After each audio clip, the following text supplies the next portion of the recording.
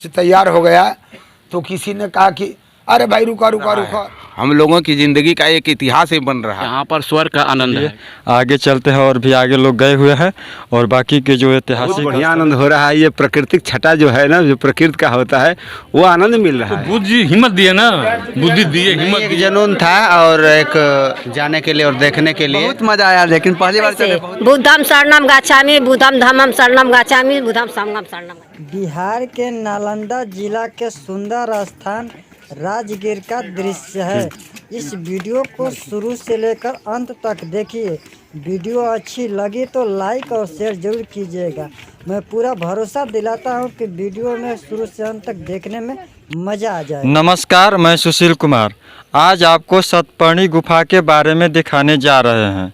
जो सतपर्णी गुफा व्यवहारगिरी पर्वत के ऊपर है, जो ये राजा बिंबिसार द्वारा बनवाया गया है और बहुत लंबी सीढ़ियों की चढ़ाई चढ़कर हमें जाना है। हम लोगों के साथ बहुत सारे यात्री आए हैं। आइए आगे की कहानी आपको हम दिखाएंगे और चलते हैं। अब भंते जी बताएं कि अभी सीढ़ी और ज़्यादा चढ़ना है कि आधे से अधिक आ चुके हैं? लगभग आधे से अधिक पहुंचाए हैं, आधा से कम बाकी है। अभी भंते जी ने बताया कि आधे से अधिक, आधे के लगभग सीढ़ी हम लोग 45% बाकी है। बस 40 से 45% बाकी है। 60 से 65%, 55% आ गए जी। आइए आगे चढ़कर बात करते हैं। कुछ लोग बैठे हुए हैं सीढ़ियों को चढ़ करके।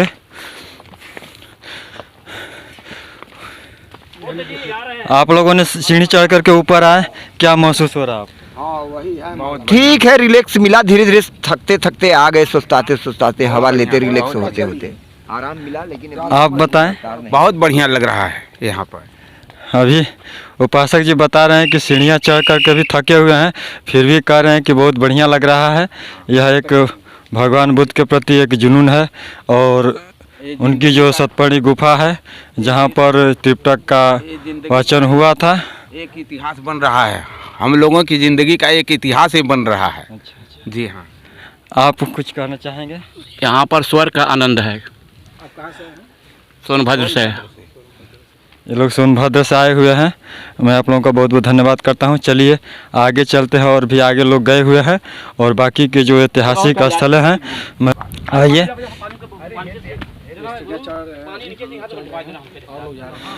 और हम लोग भी चलते चलते जा रहे हैं और सीढ़ियाँ लोग आगे भी देख रहे हैं, आप चढ़ पा रहे हैं। और मैं चाहूँगा कि आप थोड़ा सा नीचे दिखाएं। यहाँ से देखिए पूरा राजगीर दिखाई दे रहा है। बहुत काफ़ी हम लोग ऊंचे चढ़ चुके हैं और भंते जी भी आ रहे हैं, आगे की बातों को बताएंगे। मैं उनसे बहुत सारी जानकारियाँ लूँगा। नहीं, ऊपर आपने पहाड़ के ऊपर गए, वहाँ क्या क्या चीज़ देखा?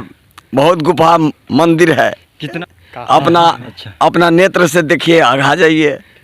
अभी बाबा जी ने बताया कि बहुत सारे वहाँ पे मंदिर है और बहुत सारे गुफाएं हैं। हम आपको आगे चल करके दिखाएंगे ऐतिहासिक क्या है और उनकी सच्चाई क्या है, आप सबको बताएंगे। चलिए आगे चलते हैं। मतलब आप कहाँ से आए हैं? समस्तीपुर जिला से आए हैं। समस्तीपुर से जी, समस्ती जिला से बाबा जाएँ, बहुत बहुत धन्यवाद। चलिए आगे। पूरे पहाड़ी पर चढ़ने के बाद अब हम लोग नीचे जाएंगे। इधर पीछे देख रहे हैं, इधर जैन मंदिर बना हुआ है। इसी जैन मंदिर के बगल से रास्ता जाता है सतपर्णी गुफा के अंदर। आइए हम लोग चलते हैं नीचे। थोड़ा सा नीचे उतरना पड़ेगा तो हम लोग सतपर्णी गुफा के दरवाजे पर पहुंचेंगे। आइए आगे दिखाएंगे उधर। आप अभी पूरे पहाड़ को चढ़ते हुए आए हैं, जी नीचे जा रहे हैं। जी बताइए आपको क्या अनुभव हो रहा है? बहुत बढ़िया आनंद हो रहा है। ये प्राकृतिक छटा जो है ना, जो प्रकृति का होता है वो आनंद मिल रहा है। आप कहाँ से हैं? हम बक्सर बिहार से हैं, उत्तमपुर बुद्ध विहार से। और आपका नाम? राम प्रकाश सिंह। राम प्रकाश सिंह जी बता रहे हैं कि हम पहाड़ पर चढ़ते हुए और भगवान बुद्ध की जो इतिहास है, जो प्राकृतिक छटाएं हैं, उसको देखने में इन लोगों को बहुत अच्छा आ रहा है, आनंद आ रहा है। पूरे पहाड़ को चढ़ करके नीचे बैठे हुए हैं। इनसे बात करते हैं कि इन्होंने क्या क्या चीज़ों को इस पर देखा। इस पहाड़ी पर बहुत सारे वृक्ष हैं, उसके बारे में क्या जानकारी बता रहे हैं? बस औषधियों का जो है यहाँ मिलन हुआ, देख लिए कि तमाम औषधियाँ जो हम लोग पहचान नहीं पाते वो हमारे जीवन में बहुत उपयोग। कोई ऐसी औषधि को आपने देखा कि जो पहले आप उसको जानते रहो और यहाँ आपका दर्शन हुआ उसका? नहीं, ऐसा तो नहीं हुआ भाई, अब क्यों अपना बनावट वाली बात बोलें, जो सत्य है वही। लेकिन इनका ये मानना है कि यहाँ पर बहुत सारे औषधियाँ हैं जिसे जानने की ज़रूरत है। इस गर्म कुंड में हमेशा पानी, पूरे 24 घंटे पानी एक ही ताप में डेंजरस था, वो जो लगातार पानी गर्म आता है, जिसमें इस पहाड़ के चारों तरफ से भी पानी जो आता है वो गर्म आता है। और ये देखिए, हम जो पहले आए थे तो ये रास्ता बहुत ही डेंजर था, ऐसा लगता था कि पैर फिसल जाए तो लोग नीचे चले जाए। लेकिन माननीय नीतीश कुमार बिहार सरकार के तरफ से इस बार के रास्ते जो हैं टाइल्स लगा करके इसे सही कर दिया गया है। अब यात्रियों को आने जाने में सुविधा हो चुका है। अब हम लोग बस कुछ ही देर में गुफा के पास पहुंच जाएंगे। अभी आपको नज़र आ रहा होगा, इधर देखिए पूरी कितना खूबसूरत नज़ारा दिखाई दे रहा है। ये पहाड़ी के नीचे इलाका बसा हुआ है, आपको दिखाई दे रहा होगा सतपर्णी की गुफा की थोड़ा हल्की हल्की नज़ारे। और जो धर्म यात्री आए हुए हैं गाजीपुर ज़िला से, सोनभद्र से और बिहार के बक्सर ज़िला से, उनसे हम भी कुछ जानकारी लेंगे, कुछ बातें करेंगे और इस गुफा के अंदर का दिखाने का भी आपको प्रयास करेंगे। इस वीडियो में लगातार बने रहिए। अभी हमारे पेज को सब्सक्राइब कर लीजिए और बेल आइकन की घंटी को दबा लीजिए, ताकि जो आने वाले अगला वीडियो होगा आपके मोबाइल पर नोटिफिकेशन जल्द आ जाएगा। के हैं इधर की एक गुफा है और एक उधर गुफा है, लोग आपस में बहुत सारे चर्चाएं कर रहे हैं। आइए इधर बात करते हैं। आप इतने खतरनाक पहाड़ी से चढ़ते हुए आए, आपको डर नहीं लगा? नहीं नहीं, हमको तो वो बुद्ध जी हिम्मत दिए ना, बुद्धि दिए, हिम्मत दिए, कैसे डर लगेगा? बुद्ध जी इनको ने हिम्मत दे दिया और उसी हिम्मत के साथ नीचे आए गए हैं। आइए इधर है। आपसे मैं बात करना चाहूँगा कि आप इस यात्रा में कितनी बार आ चुके हैं? अब तो गिनत भूल जाएंगे कितनी बार आए हैं, बहुत दिन हो गए। आप आए ऊपर से तो आपको पहले से कुछ सुरक्षा व्यवस्था दिखाई दे रहा है? पहले से बहुत सुंदर हो गया है, कि पत्थर बन गया, सीढ़ी बन गया, बहुत बढ़िया हो गया। अच्छा। पहले से बहुत। और पहले से आप क्या अनुभव कर रहे हैं यहाँ पर? पहले से आने जाने की सुविधा, अनुभव ये है कि पहले से बहुत आने जाने के लिए सुविधा बन गया, सरकार ने बहुत बनाया, चाहे जो बना। आइए और अन्य लोगों से भी बात करते हैं। कितना दूरी आइए इधर एक गुफा है, इसमें बहुत ही खतरनाक रास्ता है, जाने की सुविधा नहीं है, फिर भी लोग हिम्मत बना रहे हैं। देखिए एक भाई साहब ने अपना सब शर्ट उट निकाल लिया, तैयारी में है पूरे। हाँ, आप कहाँ से आए हैं? हम बक्सरा भदौरा गाजीपुर से आए हैं। और आप इतने खतरनाक पहाड़ी को चढ़ते हुए आए, आपको डर नहीं लगा? नहीं, एक जुनून था और एक लालसा थी कि जो है उन स्थानों का दर्शन किया जाए जो भगवान बुद्ध के ज़माने में ध्यान और साधना के केंद्र हुआ करते थे। उसी क्रम में इस गुफा के अंदर हम लोग कोशिश कर रहे हैं अब जाने के लिए और देखने के लिए। अभी भाई साहब ने बताया कि अंदर हम लोग जाएंगे देखने के लिए। देखिए अब खतरनाक रास्ता दिखाई दे रहा है, उधर जरा दिखाएं। बहुत ही खतरनाक रास्ता है, अंदर कोई भी लाइट की व्यवस्था नहीं है। उधर जाने का प्रयास कर रहे हैं सब लोग, देखिए तैयारी कर रहे हैं, जाएंगे लोग। आप भाई कहाँ से आए हैं? हम लोग जनकपुर नेपाल से आए हुए हैं। जनकपुर नेपाल से? जी सर। लेकिन आपकी भाषा जनकपुर नेपाल वाली तो नहीं लग रही है। नहीं, हम लोग मतलब कि जनकपुर नेपाल हम लोग का घर है, लेकिन रहते हैं सीतामढ़ी जिला के अंदर, पढ़ते हैं वहाँ पे। इसलिए मैंने पता चले, क्योंकि हम नेपाल गए हुए हैं और वहाँ की भाषाओं को हम खूब अच्छे तरीके से समझ रहे हैं, इसलिए होता है। अच्छा, आपने उधर पहाड़ी को चढ़ते हुए देखा है, आपको क्या अनुभव हो रहा है? अरे मतलब पहली बार पहाड़ी चढ़े हैं, बहुत मज़ा आया, लेकिन पहली बार चढ़े बहुत मज़ा आया है। और आप? हाँ, बहुत अच्छा फील हुआ है आने में, पहली बार तो आया इस पहाड़ी। देखिए ये भी बहुत जुनून और तैयारी में लग रहे हैं, भाई इनसे बात कर लेते हैं। हम ही गए थे घूमने के लिए अंदर में और हम अच्छा, ये पहाड़ी पर आए आपने, आपको कैसा लगा? बहुत ही अच्छा लग रहा है यहाँ पे आके। एकदम सौंदर्य का जो कहते हैं वातावरण का एकदम शुद्ध वायु जो हम लोग सुबह सुबह भी। आइए देखिए माता जी इधर है, माता जी से बात करते हैं। ममता जी बताइए, आप इतनी उम्र में इतनी ऊंची पहाड़ी को चढ़ कर आई हैं, आपको कितना अच्छा लगा? नीचे से ऊपर तक से चले हैं, कहीं भी नहीं रुके हैं, कहीं भी रुके हैं नहीं, खड़े हुए हैं, चलते चलते आ गए इतना पहाड़ पर। देखिए बता रहे हैं कि पहाड़ पर कहीं भी नहीं रुके, हम तो चढ़ते चढ़ते आए तो हमने 2-3 जगह बैठा, लेकिन इन्होंने एक जगह नहीं बैठे और चढ़ते आए। हाँ, बहुत अच्छा लगा। पहले से आपको पता था कि इतना चढ़ना है? नहीं है, पता तो नहीं है, बस आते आते बस चले। तो इतना आपके अंदर हिम्मत कहाँ से है? बहुत शक्ति, खाली इतना हिम्मत आपके अंदर आया कहाँ से? आया कैसे? बुद्धम शरणम गच्छामि, बुद्धम धम्मम शरणम गच्छामि, बुद्धम संगम शरणम गच्छामि, इतना कहते हैं। भगवान के जो 3 सूत्र हैं भगवान बुद्ध के, उन 3 सूत्रों को जपते जपते यहाँ तक आ गए। नीचे तक से ऊपर तक। आइए इनसे बात करते हैं। सर पहले आप अपना नाम बताएं। डॉक्टर बालकृष्ण, गाजीपुर से। डॉक्टर बालकृष्ण जी, आप की उम्र कितनी हो गई? 63। बताइए, इतने उम्र में इतने ऊंचे पहाड़ी को चढ़कर आए, आपको किसी तरह की कोई परेशानी? कोई परेशानी नहीं, बैठने भी नहीं जाए पैसे। आप इतने उम्र में इतना आपको जुनून कहाँ से आया? अरे फिर तो प्राकृतिक वातावरण में रहने वाले हैं, यहाँ आकर के फिर तो जड़ी बूटियों का भंडार देखा। यहाँ बहुत प्रचुर मात्रा में जड़ी बूटी हैं जो कि मनुष्यों के लिए जीवनदायी होती हैं। ऐसा कोई आपने जड़ी बूटी देखा कि जिसका नाम बता सकते हैं कि इस रोग के या इस काम में आ सकता है? ये जो कटेरी होती है ना, उसको सांस वगैरह में भी बहुत बढ़िया इसका रोल होता है। ये जो बता रहे हैं कटेरी वगैरह का इधर कहीं पौधा है, अब इधर नहीं नज़र नहीं आ रहा है, जो सांस के लिए काम करता है। आइए हम अंदर थोड़ा सा जाने का प्रयास करेंगे, फिर उधर से बाहर से आएंगे तो लोगों से बात करेंगे।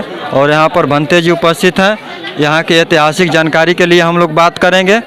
तब तक से हम लोग उस पहाड़ी के अंदर से घूम कर के आते हैं, चलते हैं इस गुफा के अंदर, आपको दिखाने का प्रयास करेंगे। देखिए ऊपर देखिए, ये पहला दरवाज़ा है और इसके अंदर, इसके बगल में भी एक गुफा है, उसके भी अंदर जाएंगे। आइए मैं कैमरामैन से कहूँगा कि इस गुफा के अंदर चलें और इस गुफा के अंदर की जानकारी बताया जाए। आइए इधर देख सकते हैं यार, ये 10 फीट की ऊंचाई है, रास्ते भी बहुत उबड़ खाबड़ है, अंदर अंधेरा भी है और बहुत ही गंदी बदबू आ रही है।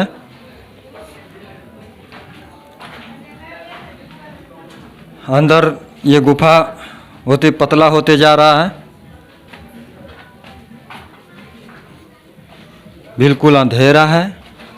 इसमें अब तक किसी भी तरह की कोई लाइट की व्यवस्था नहीं किया गया है, जबकि यहाँ बहुत ही यात्री आया करते हैं। विदेशों से यात्री आते हैं इस सतपणी गुफा को देखने के लिए। मैं चाहूँगा कि आप अंदर आ जाएं, थोड़ा सा इसको चीज़ को देखें। दिखाई दे रहा है?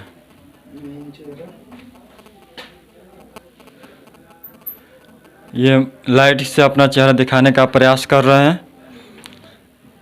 इधर देखिए, इधर मकड़ी और इसमें चमगादड़ बहुत रहती हैं। और देखिए ऊपर ये चमगादड़ों के यहाँ भंडार है और यहाँ चमगादड़ों के रहने की वजह से बहुत यहाँ सारा बदबू है। बताया जाता है कि यहाँ पर भगवान बुद्ध के मरने के बाद, भगवान बुद्ध के परिनिर्वाण के 1 महीने के बाद यहाँ सभा हुआ था। यहीं पर लोग आते हैं, पूजा पाठ करते हैं, वंदना करते हैं और त्रिपिटक का यहीं पर वाचन किया गया था। बौद्ध धर्म की जो पहली संगीति है इसी गुफा के अंदर हुआ था। पहली संगीति भगवान बुद्ध के परिनिर्वाण के 1 महीने बाद धम्म संगीति कराया गया था और उसी धम्म संगीति में त्रिपिटक को बनाया गया था, जिसमें 500 लोग एक साथ बैठ कर के त्रिपिटक का वाचन किए। यह गुफा राजा बिंबिसार के द्वारा बनाया गया है। राजा बिंबिसार ने अपने मंत्रियों की गुप्त मतगणना के लिए राज्य की गुप्त जो सूचनाएं होती हैं उसके बारे में जानने और समझने के लिए यह गुफा बनवाए थे। और बाद में यह गुफा भूकंप के कारण ध्वस्त हो चुका है। जो देख सकते हैं, जो अंदर से इस गुफा में प्रवेश करने के लिए 7 ऐसे दरवाज़ा हुआ करता था, जो भूकंप की वजह से बाकी के दरवाज़ा ध्वस्त हो चुका है और आज के डेट में 2 दरवाजे हैं जिससे अंदर जाया जा सकता है, लेकिन अंदर जाने के रास्ते बंद हो चुके हैं। अंदर की चीज़ें नहीं दिखा सकते, इसमें अंधेरा भी है और बिहार सरकार के तरफ इसमें किसी भी तरह की कोई व्यवस्था नहीं किया गया है। जिसमें गुफा में देश के बाहर के भी लोग आते हैं, जापान, चीन, श्रीलंका, तमाम देश के लोग आते हैं, लेकिन इस तरह का कोई व्यवस्था नहीं है। आइए उधर कुछ जानकारी लेंगे, भंते जी हैं इसके बारे में बताएंगे। अंदर जाने लायक है, बहुत अंधेरा है, जाइए देखिए, बहुत अंधेरा है।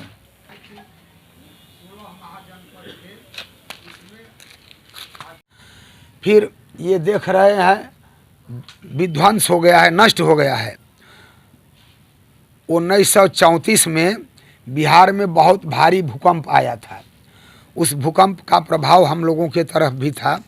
हम लोगों के यहाँ जो अंग्रेजी हुकूमत में 1934 में आपका देश आज़ाद नहीं हुआ था, 1934 के बिहार भूकंप में उसका जो वो सेंटर पॉइंट था वो बिहार का यही क्षेत्र था, इसलिए ये पहाड़ ज़्यादा नष्ट हो गया। तो अब आप लोगों को इस रूप में दिख रहा है, नहीं तो उस समय तक बहुत ही अच्छा था।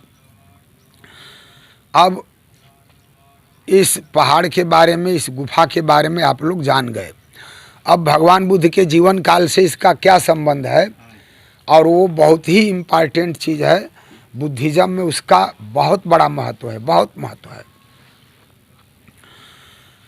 जैसा कि आप लोग जानते हैं, भगवान बुद्ध का जन्म बैसाखी पूर्णिमा को हुआ है और बैसाखी पूर्णिमा को ही उनको सम्यक संबोधि भी प्राप्त हुई है, और भगवान बुद्ध का शरीर त्याग भी बैसाखी पूर्णिमा को हुआ है। जब बैसाखी पूर्णिमा को उनका शरीर त्याग हो गया, भगवान महापरिनिब्बान को प्राप्त हो गए, तो ये घटना लंबी है और ये घटना वहाँ की कुशीनगर की है, इसलिए हम उतना लंबा नहीं बता करके जो यहाँ से संबंध रखता है उस बात को बताएंगे। तो भगवान बुद्ध से पहले महावीर स्वामी वो शरीर छोड़ गए थे। तो जब छोड़ गए तो थोड़े ही दिनों के बाद उनके शिष्यों में झगड़ा हो गया और 2 ग्रुप हो गया, 2 भाग हो गया। तो जो भगवान बुद्ध के शिष्य लोग थे वो भी लोग देखे थे कि इनके साथ क्या हुआ है, आपस में झगड़ा कर लिया और 2 भाग हो गया। तो इस बात से जो समझदार लोग थे वे लोग वाकिफ़ थे, जानकार थे कि ऐसा हो चुका है। और एक भिक्षु थे, उनका नाम था महाकाश्यप। जो महाकाश्यप थे वो 500 प्रमुख भिक्षुओं के साथ, उनका वो सीनियर मोंक थे, मतलब जो महाकाश्यप थे वो 500 लोगों में सबसे सीनियर थे। और जब पता चला था कि भगवान अपना शरीर त्याग दिए हैं, तो वो यहीं पर थे, यहीं पर मतलब राजगीर में थे महाकाश्यप, और वो 500 भिक्षु संघ के साथ चल पड़े थे। ये घटना भगवान बुद्ध अपने जीवन का अंतिम भोजन लिए थे, उस जगह का नाम है आज के ज़माने में फाजिल नगर, जो कुशीनगर से 18 किलोमीटर पूर्व दिशा में है बिहार में, और कुशीनगर पश्चिम दिशा में है। तो दोनों के बीच में जो पावा है, फाजिल नगर का पुराना नाम पावा है। पावा इधर बिहार में भी है, इस पावा से कोई लेन देन नहीं है। पावा के मल्ल आप लोग पढ़े होंगे, कोई व्यक्ति पढ़ा है? आप पढ़े हैं सर? पावा के मल्ल, कुशीनारा के मल्ल। हाँ, तो जो पावा के मल्ल है वो कुशीनगर वाला है, ये बिहार के पास वाला पावा से कोई मतलब नहीं है। तो पावा और कुशीनगर के बीच जब महाकाश्यप पहुँचे तो जहाँ भगवान बुद्ध का शरीर त्याग हुआ था वहाँ से एक भिक्षु आया, उससे भेंट हुआ, बहुत सारी बातें हुई। तो कुल मिलाकर के अंतिम बात यह है कि कुछ जो भिक्षु लोग थे अपना चीवर लहरा लहरा के ऐसे हवा में उड़ा उड़ा करके ऐसे ऐसे खुशी मना रहे थे। एक बूढ़ा भिक्षु था जिसका नाम सुभद्र था। 2 सुभद्र हैं, एक अंतिम दीक्षा लेने वाला और एक चिवर लहरा के खुशी मनाने वाला। तो जो खुशी मनाने वाला है भगवान बुद्ध के शरीर छोड़ने पर, उसकी हम बात बता रहे हैं। तो क्यों खुशी मना रहा था? दूसरे भिक्षुओं से कह रहा था मत रो, कोई बात नहीं, अच्छा हो गया, बूढ़ा चला गया, ये बड़ा ही नियम कायदे कड़ा बना रखा था, ये नहीं करना है, वो नहीं करना है, ऐसे नहीं करना है, अब हम अपने मन मर्जी से अपना जीवन जिएंगे, अब जैसा मर्जी वैसा करेंगे। तो ये बात जब महाकाश्यप सुने तो उनको समझ में आ गया कि जब अभी ये हालत है तो आगे चल करके क्या होगा। थोड़ा सा इधर हो जाइए, उन लोगों को दिख नहीं रहा। तो आगे चल करके तो लोग कहेंगे कि नहीं नहीं ये बुद्ध वचन नहीं है, ये वाला है, माने अपनी ओर से लोग जोड़ देंगे और जो असली बुद्ध वचन है उसको खारिज कर देंगे, हटा देंगे, तब तो सब काम गड़बड़ हो जाएगा भाई, बुद्ध वचन रह नहीं जाएगा। तो अब महाकाश्यप के द्वारा ये तय किया गया कि आज के 3 महीने बाद, आज के 3 महीने बाद माने बैसाखी पूर्णिमा के ठीक 3 महीने बाद एक धर्म सभा होगी जिसमें भगवान बुद्ध के जीवन काल से जुड़े हुए अति निकट के जो भिक्षु लोग हैं, बहुत उनके जीवन काल से नज़दीक से जुड़े हुए हैं, और वो जो अरहत भिक्षु हैं, अरहत माने होता है, अरहत की उतनी व्याख्या करने पर टाइम लग जाएगा, शाम को अरहत माने बता देंगे, भिक्षु माने बता देंगे, भंते जी माने बता देंगे। फिर नमो बुद्धाय आप लोग क्यों कहते हैं? हम लोगों को नमो बुद्धाय नहीं कहना चाहिए, लेकिन आप लोग कहते ही रहते हैं, इसलिए कि जानकारी है, नहीं तो क्या करेंगे, तो कुछ न कुछ कह देते हैं। तो इस तरह से बहुत सारे शब्द हैं जिनका लोग सुनते हैं, कहते भी हैं, लेकिन उसका माने मतलब नहीं समझते हैं। जैसे भिक्षु माने बता देते हैं, भिक्षु माने उसका हिंदी में लोग रूपांतर कर देते हैं भिक्षु, और भिक्षु का रूपांतर कर देते हैं भिखमंगा। इससे कोई लेन देन नहीं है। से संबंधित सच्चाई का एनालिसिस करने वाले को भिक्षु कहते हैं। भिक्षु का भिक्षु और भिखमंगा से कोई लेन देन नहीं है। सावन पूर्णिमा आएगा ना, बैसाखी पूर्णिमा से जोड़िए, बैसाख बीत गया ना बैसाखी पूर्णिमा को, तो बैसाख के बाद जेठ आषाढ़ सावन, सावन पूर्णिमा को शुरू होता है। तो अब 500 लोगों का लिस्ट तैयार होने लगा, तो जब 499 लोगों का लिस्ट तैयार हो गया तो किसी ने कहा कि अरे भाई रुका रुका रुका, 500वां व्यक्ति तो आनंद होना चाहिए। तो ये हुआ बात कि भाई आनंद तो अछूता है, उसको कैसे इस सभा में रखेंगे, ऐसा आदमी को नहीं रखा जाएगा। अछूत वो थे, आप लोग अछूत माने कुछ समझ रहे हैं क्या हुआ? तो भाई थे ना उनका, तो हाँ वही आनंद जो भाई थे, जैसे लोग करते हैं